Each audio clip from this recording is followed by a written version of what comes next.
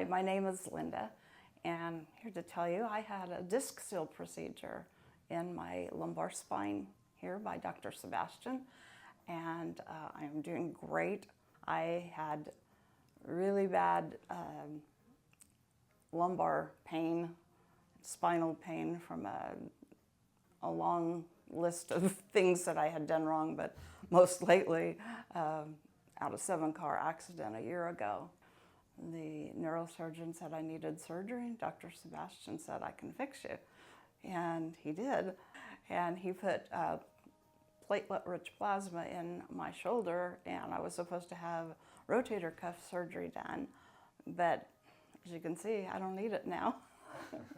And today was supposed to be my 1-month checkup for the shoulder, and instead I'm doing the 1-month checkup for Discseel. I can't say enough good about it.